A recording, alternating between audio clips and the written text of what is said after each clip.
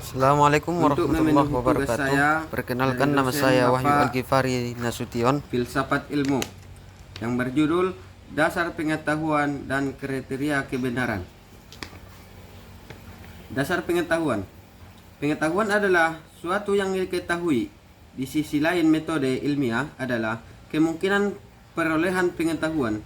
Pengetahuan adalah jumlah semua pengetahuan, konsep, dan pikiran orang tentang dunia dan segala isinya, termasuk orang-orang dan bagaimana mereka menjalani kehidupan mereka.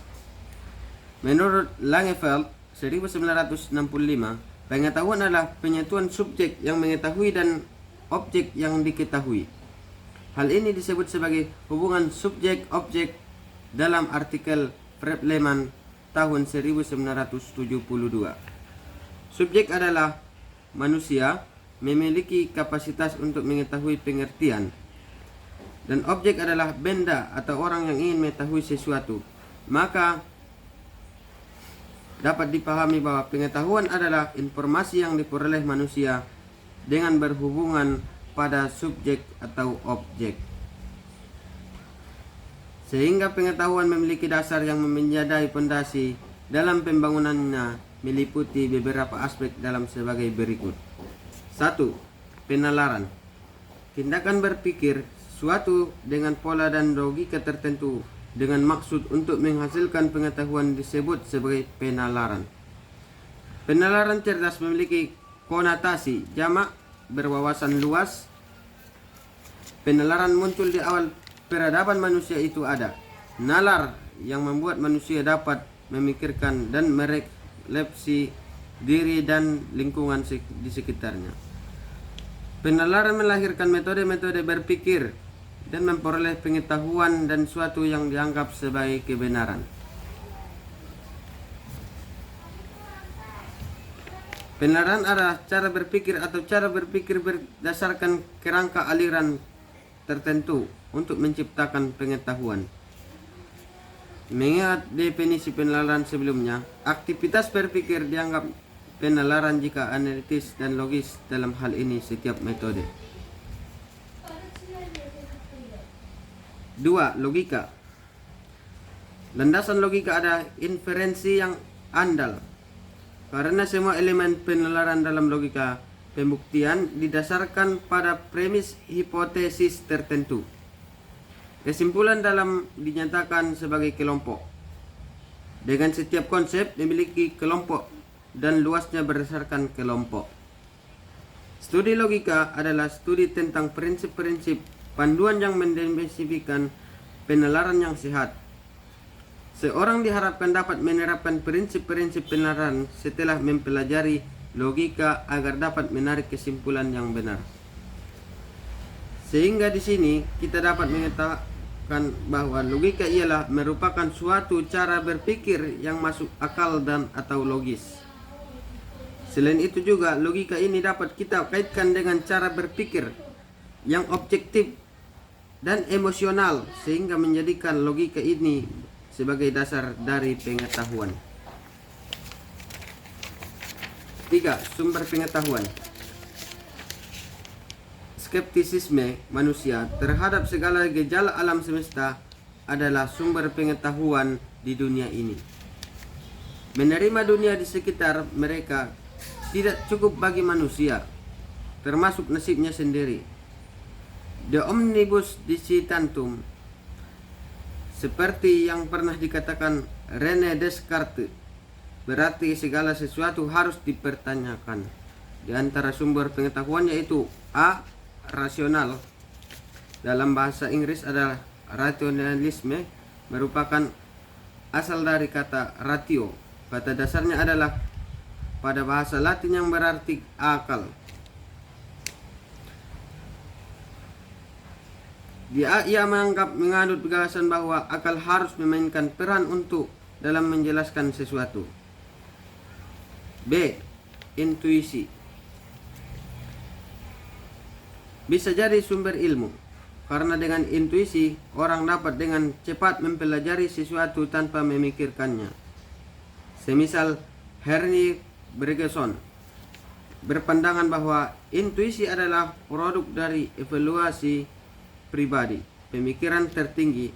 Pandangan lain adalah bahwa pemahaman yang didasarkan pada logika dan analisis kritis, empiris, dan rasional tidak cukup. C. Wahyu. Wahyu juga dikenal sebagai sumber pengetahuan, identik dengan agama atau kepercayaan mistis atau metafisik.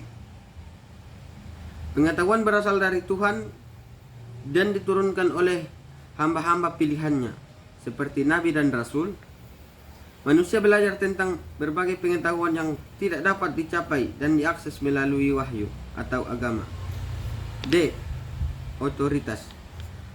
Otoritas adalah kekuatan sejati, diklaim oleh seorang individu dan dirasakan oleh perkumpulannya.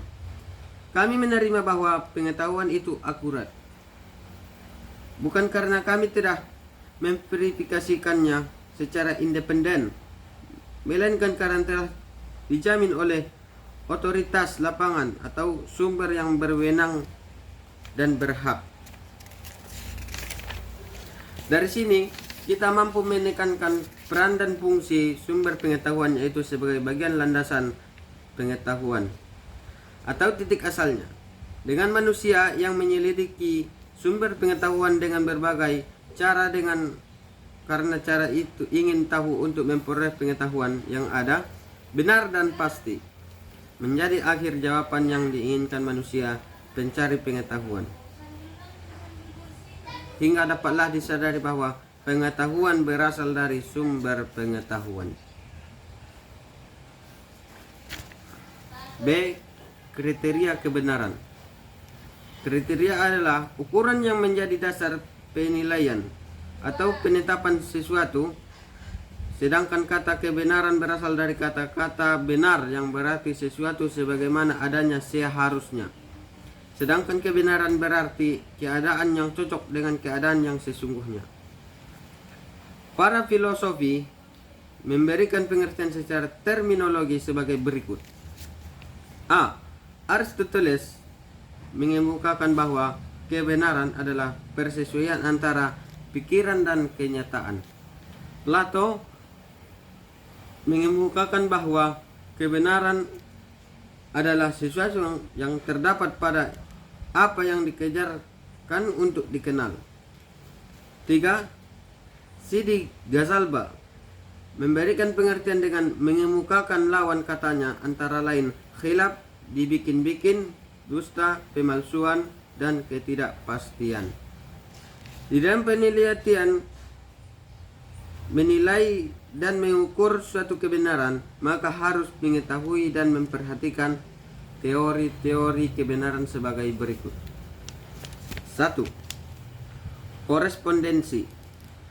Teori ini berpendapat bahwa kebenaran itu adalah apabila ada hubungan kesesuaian antara subjek yang menyadari dengan objek yang disadari.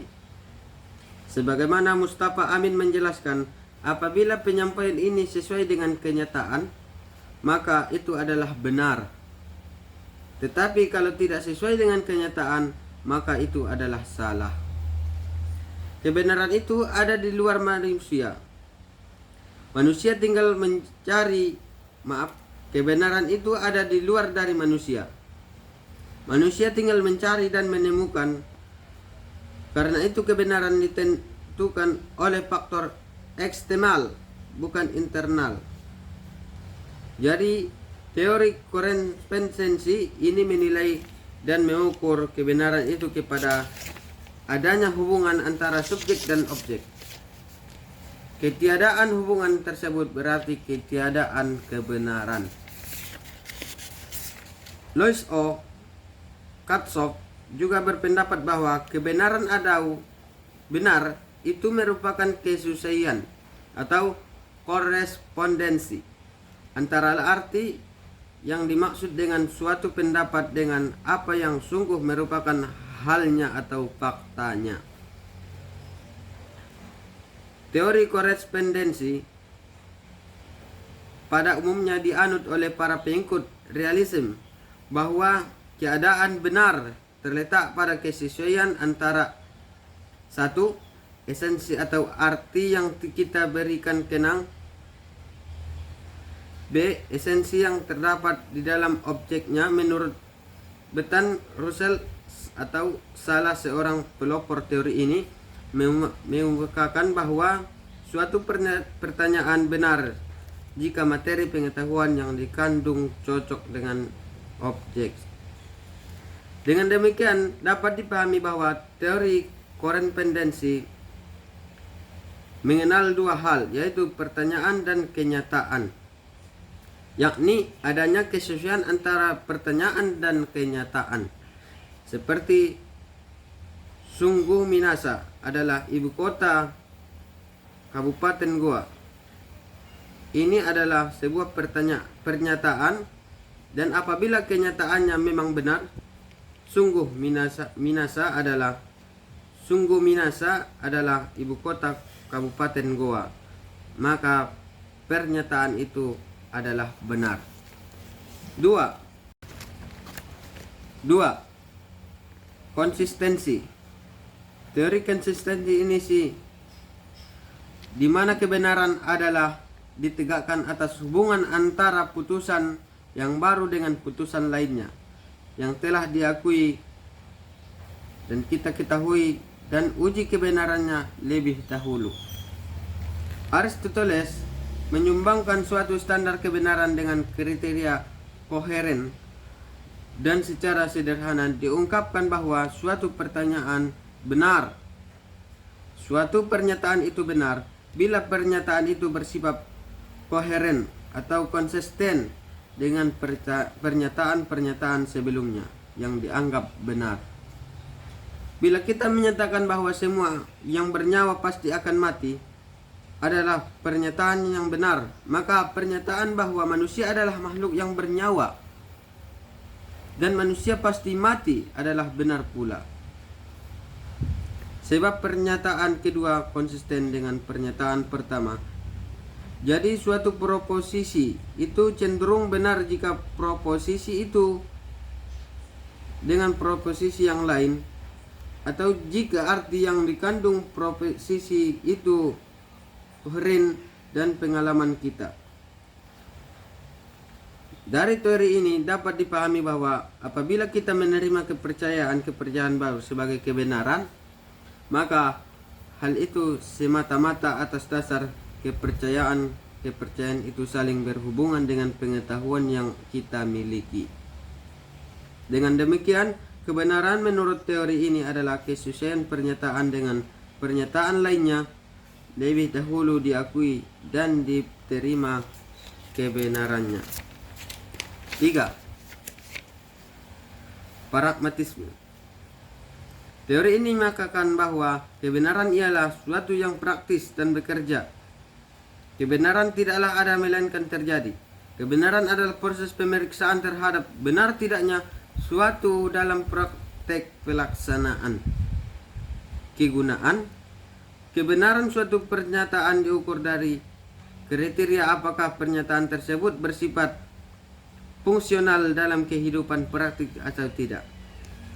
Artinya, pernyataan itu atau implikasinya mempunyai kegunaan praktis dalam kehidupan manusia.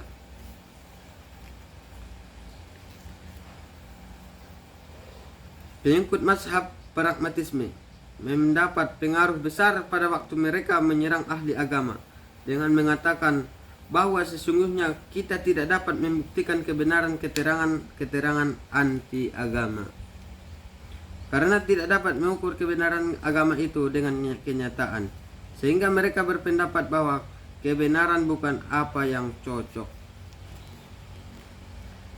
dengan kenyataan, tetapi apa yang dapat terlaksana dan apa yang dapat berlaku. Dapat diuraikan di atas, dapat dipahami bahwa kriteria kebenaran menurut teori ini adalah apa yang dapat bermanfaat dan berguna bagi kehidupan manusia. 4. Religius. Teori ini berpendirian bahwa kebenaran adalah kebenaran ilahi, kebenaran yang bersumber dari Tuhan yang disampaikan melalui wahyu. Kebenaran tidak cukup dengan ukuran dan rasio individu, tetapi harus dapat memberi keyakinan dan menjawab problem umat. Karena itu kebenaran haruslah mutlak, berlaku sepanjang sejarah kehidupan manusia.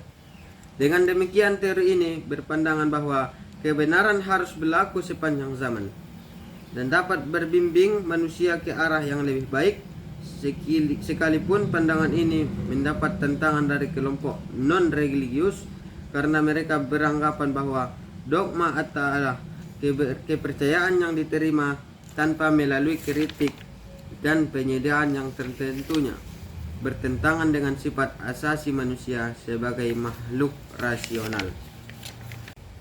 Cukup sekianlah dari saya, kurang lebihnya saya mohon maaf. Wabillahi taufik wal hidayah. Assalamualaikum warahmatullahi wabarakatuh.